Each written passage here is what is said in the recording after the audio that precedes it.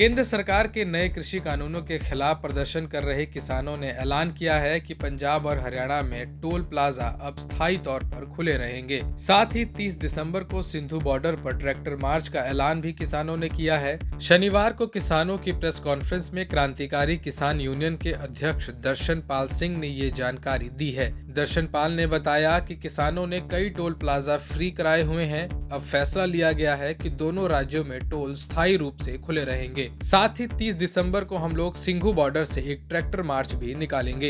NDA partners को पूरे देश में उनको इलेक्टेड रिप्रेजेंटेटिव को किसानों के डिमांड्स के पक्ष में ले आने के लिए उनके विरोध में जो प्रोटेस्ट वगैरह चल रहे हैं पूरे देश में, अडानी, अंबानी और दूसरे कॉर्पोरेट्स की गुड्स और सर्विसेज का बायकॉट का कॉल ऑलरेडी चल रहा है। ये कंटिन्यू चल रहा है प्रोग्राम, ये किसी पर्टिकुलर डेट का नहीं है।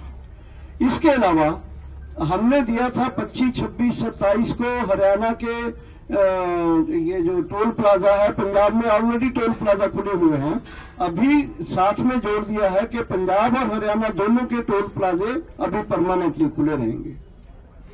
नेक्स्ट 28 तारीख को 26 और 27 तारीख को 27 और 28 तारीख को पूरे बॉर्डर के जो हमारे ये लगे हुए धरने लगे हुए हैं, यहाँ गुरु गोबिंद सिंह जी के छोटे साहबजादे का जो शहादत दिवस है, वो पूरे 5 नाकों के ऊपर मनाया जाएगा। वो शहादत दिवस 2 दिन के लिए 27 और 28 को।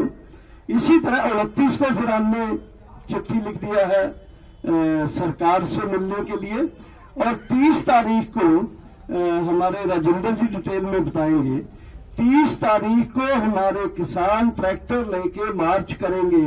ये जो हाईवे है केएमपी, इसमें सिंघू से लेकर आगे टिकरी से जाके शाहजहां तक जाना, ये एक मार्च, ट्रैक्टर मार्च निकलेगा।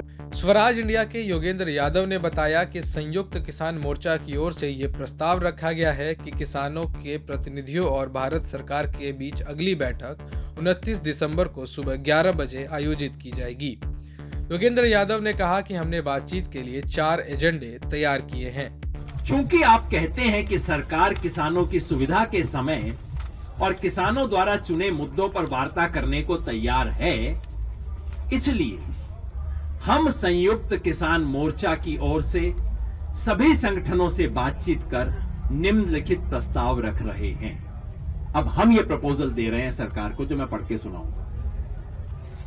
हमारा प्रस्ताव ये है कि किसानों के प्रतिनिधियों और भारत सरकार के बीच अगली बैठक 29 दिसंबर 2020 ट्यूसडे है, मंगलवार, 29 दिसंबर 2020 को सुबह 11 बजे आयोजित की जाए। बैठक का एजेंडा निम्नलिखित और नीचे दिए हुए क्रम में हो।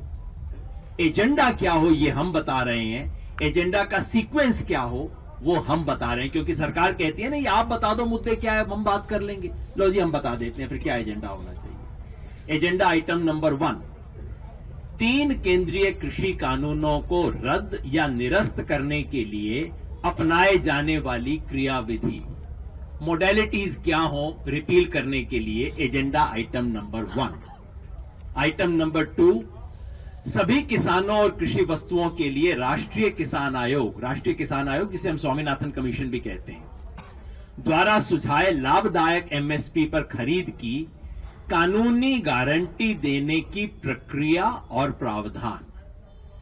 एमएसपी की लीगल गारंटी देने की मैकेनिज्म क्या होंगे और प्रोसीजर्स क्या होंगे, आइटम नंबर 2। 3, राष्ट्रीय राजधानी क्षेत्र और आसपास के क्षेत्रों में वायु गुणवत्ता प्रबंधन के लिए आयोग अध्यादेश 2020, सरकार का नाम है जी, लंबा माफ करना। इसमें ऐसे संशोधन जो अध्यादेश के दंड प्रावधानों से किसानों को बाहर करने के लिए जरूरी हैं। ये पराली वाला जो मामला है, उसमें किसानों पे पेनल्टी का जो प्रोविजन है, उसको इससे कैसे बाहर किया जाए, ये आइटम नंबर 3। और चौथा आइटम है किसानों के हितों की रक्षा के लिए विद्युत संशोधन विधेयक 2020 के मसौदे में जरूरी। किसान मोर्चा ने ये भी कहा है कि जो चिट्ठी कृषि मंत्रालय की ओर से आई उसमें सरकार ने पिछली बैठकों के तथ्यों को छिपाकर जनता को गुमराह करने की कोशिश की है। हमारी मांग है कि इस तरह तथ्यों को तोड़ा मरोड़ा न जाए और किसानों के खिलाफ दुष्प्रचार बंद हो। बता दें कि दिल्ली के बॉर्डर पर किसानों के धरने को शनिवार को 1 महीना पूरा हो गया। वहीं किसान आंदोलन को 6 महीने हो गए हैं। जून के महीने से ही पंजाब में किसान लगातार अपना विरोध दर्ज कर रहे हैं।